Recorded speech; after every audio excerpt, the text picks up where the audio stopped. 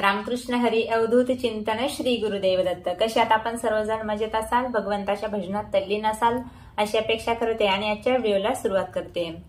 उद्या म्हणजेच 21 ऑगस्टला श्रावण महिन्यातील शेवटचा गुरुवार आहे आणि या दिवशी अतिशय महत्वाचा परम पावन असा योग आलेला आहे। दुग्ध शर्करा योग उद्याच्या दिवशी आलेला आहे। सर्वात महत्वाची गोष्ट 21 तारखेला आहे गुरुपुष्यामृत योग आणि दुसरी गोष्ट आहे याच दिवशी आहे महिन्याची शिवरात्री। म्हणजेच प्रत्येक महिन्याला जी शिवरात्री येत असते तर ही श्रावण महिन्यातील शिवरात्री सुद्धा 21 तारखेलाच आहे। आणि दुसरी गोष्ट म्हणजे गुरुवारी पुष्य नक्षत्र आल्यानंतर याला म्हणतात गुरुपुष्य योग, तर हा गुरुपुष्यामृत योग सुद्धा उद्याच्या दिवशी आहे। तर या दिवशी विशेष अर्थाने भगवान भोलेनाथाची आणि आपल्या गुरूंची तसेच भगवान विष्णूची माता लक्ष्मीची आपल्यावरती कृपा व्हावी जर असं आपल्याला वाटत असेल तर काही सेवा आपल्याला करावयाच्या आहेत। अगदी साध्या सेवा आहेत, कारण असा योग पुन्हा येणं शक्य नाही। या चातुर्मासामध्ये दुसऱ्यांदा हा गुरुपुष्यामृत योग आलेला आहे। अतिशय पुण्य पावन दिवस असल्यामुळे या दिवशी जास्तीचं पुण्य आपल्या पादरात कसं पाडून घेता येईल यासाठी आपल्याला उपासना, सेवा, साधना, आराधना, मंत्र जप तुम्हाला जी हवी असेल नाही का ती सेवा तुम्ही या दिवशी करू शकता आणि त्या सेवेचं पुण्य तुम्हाला दुप्पट प्राप्त होणार आहे। भगवान भोलेनाथ महाराज, माता लक्ष्मी आणि भगवान विष्णू आपल्यावरती प्रसन्न व्हावेत यासाठी तुम्हाला जी वाटेल, जी सोपी वाटेल ती साधना, उपासना, आराधना या दिवशी नक्कीच करा आणि थोड्याशा प्रमाणामध्ये दान धर्म सुद्धा आपण या दिवशी केलाच पाहिजे। या गुरुपुष्यामृत योगावर शिवरात्री सुद्धा असल्यामुळे कोणकोणत्या सेवा आपल्याला करावयाच्या आहेत ते मी आपल्याला थोडक्यात सांगणार आहे। तर लक्ष्मी मातेची कृपा प्राप्त व्हावी यासाठी आपल्याला या दिवशी धणे जे आहेत ते विकत आणायचे आहेत। दुसरी गोष्ट, तुमच्याकडे अगोदर जरीही हळद असेल तरी सुद्धा छोटीशी हळदीची पुडी सुद्धा या दिवशी आपल्याला विकत घ्यायची आहे। तसेच मीठ हे सुद्धा लक्ष्मीकारक मानल्यामुळे तर हे मीठ सुद्धा आपल्याला या दिवशी थोडंसं अगदी 20 रुपयाचं जरी मीठ तुम्ही घरी आणलं तरी सुद्धा चालेल आणि या सर्व गोष्टी आपल्याला पूजेमध्ये ठेवायच्या आहेत। जर हळद तुम्हाला घ्यायची नसेल तर जे पूजेसाठी आपण हळकुंड वापरतो त्याची सुद्धा पूजा जर आपण या दिवशी केली तरी सुद्धा काही हरकत नाही। तर हे सर्व लक्ष्मीच्या पूजेसाठी, लक्ष्मी मातेच्या पूजेसाठी आपल्याला या वस्तू आणावयाच्या आहेत आणि नंतर ते आपल्याला आपल्या उपयोगामध्ये म्हणजे त्याचा वापर करावयाचा आहे, उपयोगात आणायच्या आहेत।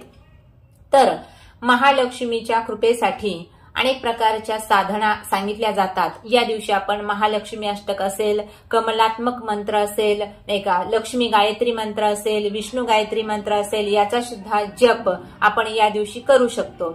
तशाच पद्धतीने सत्यनारायण भगवंताची सुद्धा पूजा या दिवशी आपल्याला जर करावी वाटत असेल ती सुद्धा आपण करू शकतो, कारण या महिन्यामध्ये अनेकांनी पौर्णिमेच्या दिवशी सत्यनारायणाच्या पूजा केलेल्या आहेत। तर या सुद्धा दिवशी, या सुद्धा गुरुवारी आपण सत्यनारायणाची पूजा केली तरी सुद्धा काही हरकत नाही। तर ते लक्ष्मीकारकच आहे, भगवान विष्णूची आपल्यावरती त्यामुळे कृपाच होणार आहे। दुसरी गोष्ट आहे माता लक्ष्मी आणि भगवान विष्णू यांची सुद्धा सेवा आपण या दिवशी करण्यासाठी जे पुरुष सूक्त आहे, स्त्री सूक्त आहे याचं सुद्धा 16 वेळा पठण आपल्याला या दिवशी करावायचं आहे। आता ही झाली लक्ष्मी मातेची सेवा आणि शिवरात्री असल्यामुळे संध्याकाळच्या वेळी आपल्याला भोलेनाथ महाराजांचा जो अभिषेक आहे तो आपण नेहमीच्या पद्धतीने जसा करतो तशाच पद्धतीचा या शिवरात्रीला सुद्धा अभिषेक करावायचा आहे। तुमच्याकडे जशी पद्धत असेल त्या पद्धतीने हा अभिषेक रात्री 12 पर्यंत केव्हाही केला तरी सुद्धा चालतो आणि कमीत कमी रात्री थोडा वेळ का होईना भगवंताचं नामस्मरण या दिवशी आपल्याला नक्कीच करावायचं आहे। आणि सर्वात महत्वाचं, तुम्ही जर गुरुमंत्र घेतलेला असेल तर त्या गुरुमंत्राची आराधना, उपासना नाही का, साधना या दिवशी नक्कीच जर केली तर तो गुरुमंत्र जो आहे तो उजळून निघायला मदत होते। म्हणजेच आपल्यावर आपल्या गुरूंची सुद्धा कृपा दृष्टी पडत असते आणि गुरूंची कृपा सुद्धा आपल्याला या दिवशी लाभत असते। ज्यांनी गुरुमंत्र घेतलेला नसेल तर या गुरुपुष्यामृत योगाच्या दिवशी नवीन गुरुमंत्र जे घेणारे आहेत ते सुद्धा गुरुमंत्र घेऊ शकतात, काही हरकत नाही। फक्त आपल्याला त्यासाठी गुरु चांगले भेटणं आवश्यक आहे। तिसरी गोष्ट अशी आहे, या दिवशी आपल्याला काही दान धर्म करावायचा आहे. तर आता काय दान कराल? यामध्ये तुम्हाला जर गरीब लोकांना कपडे द्यायचे असतील तर ते पिवळ्या रंगाचेच कपडे तुम्ही दान केले पाहिजे, म्हणजेच तुम्हाला जास्तीचा पुण्यलाभ मिळणार आहे. तसेच पिवळी मिठाई, पिवळ्याच फळाचं दान आपण या दिवशी करावायचं आहे. या दिवशी अन्नदान सुद्धा केलं जातं. तर कुठल्याही मंदिरामध्ये पिवळी मिठाई किंवा पिवळ्या खिचडीचं दान तुम्ही या दिवशी करू शकता.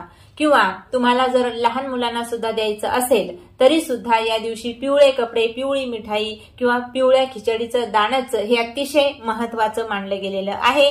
म्हणजेच पिवळ्या वस्तूचं दान आपण या दिवशी करावायचं आहे. तसेच ब्राह्मणाला सुद्धा पिवळं वस्त्र, तसेच हरभऱ्याची डाळ आणि पिवळी मिठाई, पिवळ्या फळाचं दान आपण देऊ शकतो.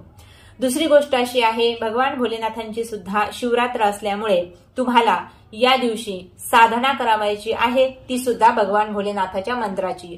कोणत्याही एका मंत्राची साधना आपण या गुरुपुष्यामृताच्या योगावर जर केली तर जे फळ आहे ते दुपटीने आपल्याला प्राप्त होणार आहे. तसेच माता लक्ष्मीच्या सुद्धा कोणत्याही एखाद्या मंत्राचा जप जर या दिवशी आपल्याकडून घडला, कमीत कमी 2500 आणि जास्तीत जास्त 5000 जर जप म्हणजे 5100 जप जर आपण लक्ष्मी मंत्राचा जर या दिवशी केला तर विशेष अंगाने माता लक्ष्मी आणि भगवान विष्णू हे आपल्यावरती कृपा केल्याशिवाय राहणार नाहीत. म्हणून अगदी साध्या पद्धतीने या दिवशी आपल्याला हे काही जे कार्य आहे ते करावायचे आहेत. जर एवढं नाही जमलं तर फक्त मानसिक जप जरी या दिवशी आपण केला, भगवान भोलेनाथाचा, माता पार्वतीचा असेल किंवा विष्णू भगवंताचा असेल, कोणत्याही देवतेचा जप केला तरी सुद्धा हा पुण्य पावन दिवस असल्यामुळे आपल्या पदरामध्ये पुण्याचाच लाभ पडणार आहे. म्हणून या सेवा आपण निश्चित या दिवशी केल्या पाहिजे. आता गुरुपुष्यामृत योग असल्यामुळे या दिवशी सोनं आपण खरेदी करू शकतो, नाही का. पिवळ्या रंगाचे जर आपल्याला ड्रेस किंवा साडी वगैरे घ्यायचं असेल तर या दिवशी जर घेतलं तर अतिशय उत्तम. आणि सर्वात महत्वाची गोष्ट, तुम्ही सकाळपासून संध्याकाळपर्यंत या दिवशी पिवळ्या रंगाचेच कपडे घालायला पाहिजेत. म्हणजेच गुरूंची सुद्धा विशेष अंगाने या दिवशी आपल्यावरती कृपा होते. गुरुवारचा दिवस गुरु कृपेचा असल्यामुळे या दिवशी सर्व दिवसभर आपण नेहमी सारखंच पिवळे रंगाचे जे कपडे आहेत, साडी असेल किंवा ड्रेस असेल, दिवसभर आपल्या अंगावरती पिवळ्याच रंगाचे कपडे असायला पाहिजे. म्हणजे काय होते, एक प्रकारची गुरूंची जी शक्ती आहे, गुरूंची जी कृपा आहे आपल्याकडे आकर्षित होत असते. दुसरी गोष्ट अशी आहे, तुम्हाला काहीही जरी खरेदी करायचं असेल तर हा गुरुपुष्यामृत योग अतिशय उत्तम मुहूर्त मानला जातो. तर या दिवशी कुठल्याही गोष्टीची तुम्ही खरेदी करू शकता.